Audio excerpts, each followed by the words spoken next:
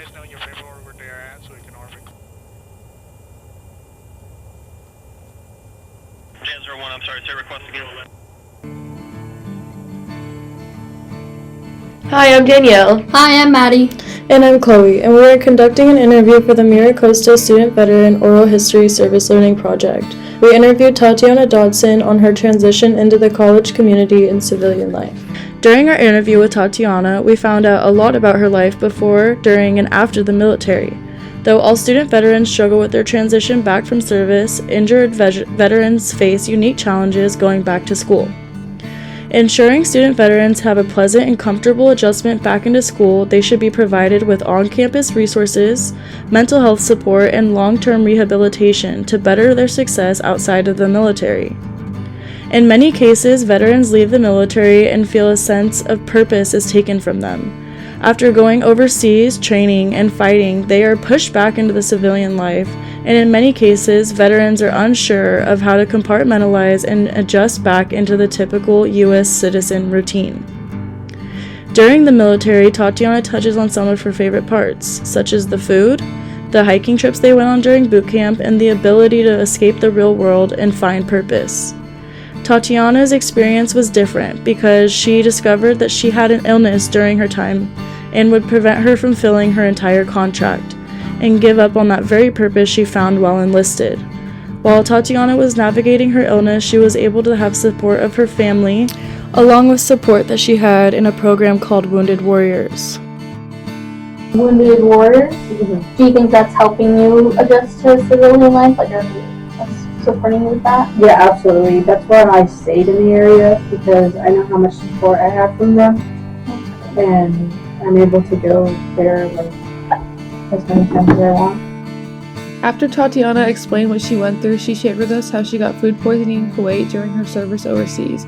It began to get a lot worse, and she eventually got medevac to Germany to receive care. She was on a ventilator and had a fever of 105. She wasn't able to breathe on her own and was under life-threatening care. After being in the hospital in Germany for 2 weeks, she was finally able to recover and go home to her family. How did you readjust to civilian life? Was it like, I'm assuming it was pretty difficult. It was, yeah. It still is. Like, Yeah. I'm pretty fairly a new veteran, but it is still a different environment that I have to get used to. There's better days than others, but for the most part, I think I'm really starting to finally let it set in. After doing additional research on the City University of New York website by Barbara Thomas and reading about what resources some colleges have for student veterans, we found one from Kingsborough Community College. It is known for its supportive environment for student veterans. When student veterans first go back to school after retiring from active duty, they may face many challenges, anything from lacking the structure of the military to connecting with their peers and professors on campus to being much older than their classmates, not to mention the physical and mental struggles they face. In addition, many are juggling school, work, and family life, and that can be overwhelming. But thanks to a number of programs and resources for student veterans at KCC, many have stayed in school and graduated. These students are eligible to take part in special KCC programs made just for them, such as ASAP, College Discovery, and KCC Flex program. MAVA also connects them to resources within and outside of KCC, including tutorial services, accessibility services, and personal counseling. These are vital services for veterans, and especially the ones who are so bravely going back to school. Challenges surface when veterans don't feel a sense of normalcy being out of the military. They are no longer having to fill out checklists, write out their daily routines, or take orders. This can possibly result in depression, anxiety, substance abuse, addiction, and other forms such as gambling, suicide thoughts, and much more. After talking with Tatiana, we asked if there were similar programs to Wounded Warriors here on campus. Programs that have helped her transition as much as them, and she said, Here doesn't require a lot of you need to be there and checklists and stuff. It's on you if you want to. So if you don't want to show up to any of the veterans meetings, you don't have to, and you won't be punished for it. Mm-hmm. But at Wounded Warrior, it was your sole purpose to show up to different things to help you transition out. So at Wounded Warrior, there's a lot more. You had to show up to things. Okay. And would you say that one of them benefited you more than the other, or like one of them is like actually helping your recovery versus like how would you compare the two? Like if you were to pick one, like which one would you like prefer? Definitely Wounded Warrior, because I didn't know what I was doing, but now that I'm here at MiraCosta, I have the Veteran Center just to lean back just in case. I have an adaptive sports program within Wounded Warrior that offer like swimming, rowing, cycling, archery, powerlifting, all these other different adaptive sports, and you just learn to do it so you can, because for a lot of us at least in the Marine Corps, I think we joined for the physical aspect, so I think a lot of the physical stuff like really like helps us with our mind, so I think that's why it's a big piece there.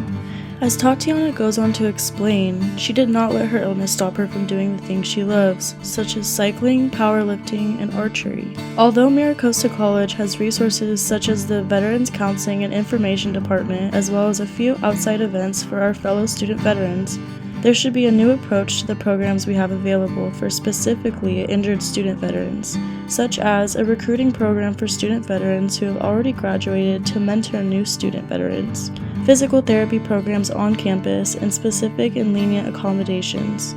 In Wounded Warriors, Tatiana goes on to explain that they have extreme hands-on routine and rehabilitation plans to get them through their recovery, to transition back into civilian life or recover to potentially go back into the military.